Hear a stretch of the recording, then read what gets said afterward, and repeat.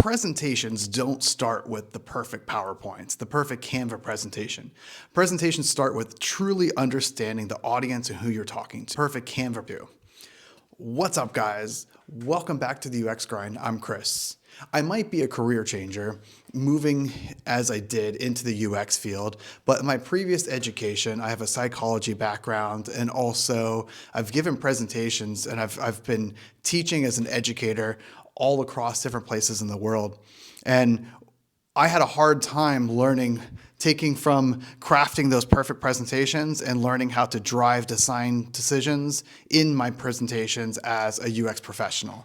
So let's dive into some tips that I've found out as I've been presenting at my own job right now and see how we can apply it in our own presentations. Let's get started.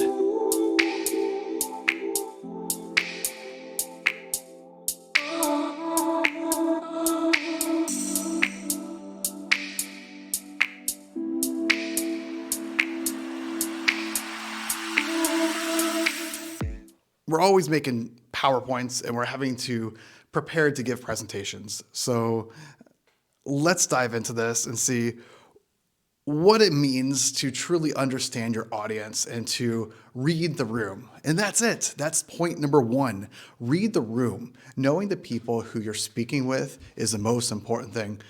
When you come up to speak to a large audience, or it could be a small room, look at each person in the room and see how are they reacting to what you're talking about. Knowing and reading the room is pivotal. Now, let me just give a funny story. I used to be I was teaching in China, and I was having to give a presentation in a class to a large classroom of students on American history. Now, yes, we're talking speaking to a large classroom of people who have English as a second language, and many might not even be interested in the topic. And I came to that class, I walked in there, and there was over 200 students, and I have this perfectly crafted PowerPoint ready to talk and dive into one part of American history. And as soon as I started the presentation, not only was half of the people looking at their phones, but I also noticed half the people might not even understood what I was talking about. And after that presentation, I went and spoke to many of the students in that class, and I asked them, what was the matter? Why did this presentation or this class go wrong? And many told me they didn't understand fully the topic, what I was talking about. And I then adjusted. The next day, I went into the same class and I changed the way I did it. I had more pictures and more visuals, and I walked around engaging with the students and talking to them differently. So I completely changed the way I was going to do my presentation based on the way I read the audience the first class. It's also important to know that when you're reading the room, you're going to have a mixed audience. In the case of the classroom in China, I might have had students who understood me fully. Maybe they were diving into it while others were not engaged. I had to then, in turn, approach those students who knew more and say, hey, let's talk about this later because you seem really engaged. How can I provide you with good information? And we had a second meeting with those students to help them further their education and their understanding. Now, with the UX field, I've had this too, where you have a mixed audience. When I'm presenting a website idea to different stakeholders, you might have those who are more engaged with design or thinking through how the user is going to work. And then you might have the people who are just there to understand, hey, I need to tick this box and I need to get this project done.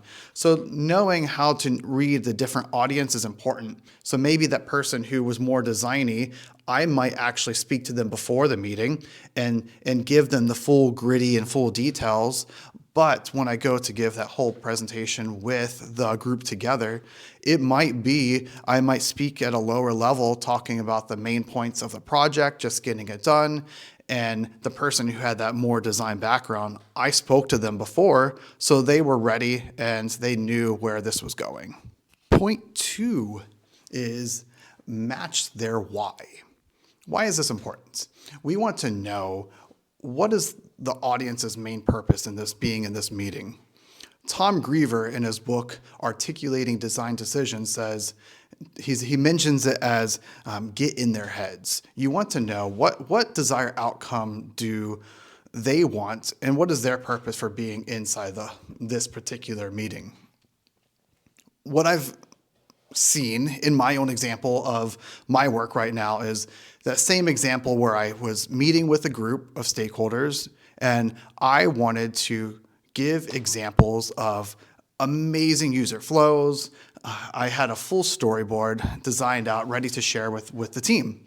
And ultimately, I wanted to go and show all the research that was done, but the people in the room just wanted to know how they could get some images so they could share it to pass different steps of IT security.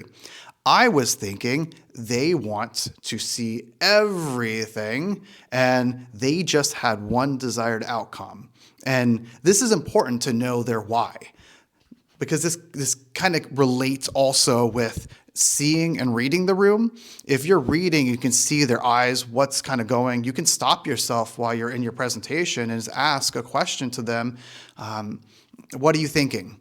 And they might give a step back and say, well, could you just provide these images for me because I have this? Then you can start knowing, hey, I need to adjust the way I speak to different audiences to match their why. And the third point not only relates to the UX field, but it also relates to those who are giving presentations and other examples of work life, is don't just lecture, but truly engage with the audience. When you're speaking, when you understand, of course, we're reading the room, we're understanding their why, but finding true, genuine ways to engage with them. And I come from America, and I really love using my hand gestures. And one also way of engaging is to give direct eye contact. I see so many times where people are giving presentations and they stick to a few places in the room and they stare at them.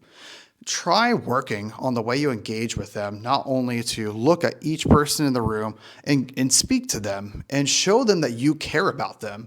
If you're engaging with them by looking and giving eye contact to different people in the room, you are showing them that you really care about what they want to know. Now, you're seeing some clips in this video of a presentation I did a couple weeks ago. Now, I wanted to engage with this audience. The audience was a group of editors who are writing content to go on the website that I work for. I wanted to engage with them, to share with them different tools and new tools that are being put out for them to use. How do I engage with this audience? I don't want to give a big list of lecturing of these are the things you could do and use them, blah, blah, blah, point.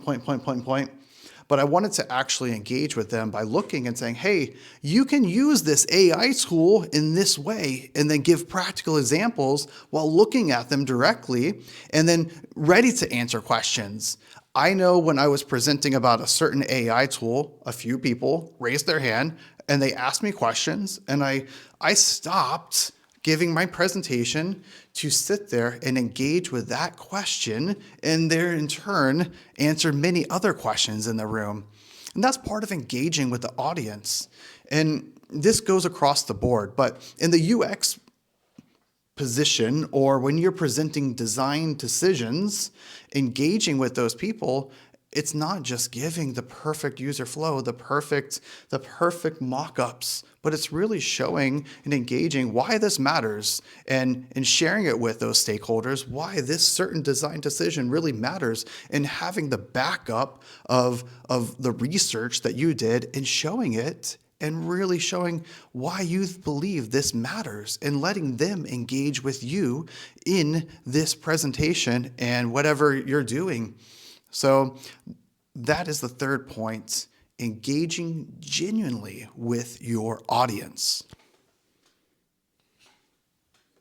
So where does that take us?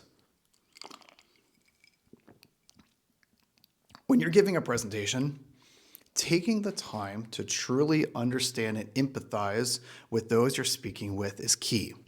You're getting in their shoes and you're understanding these people are people too.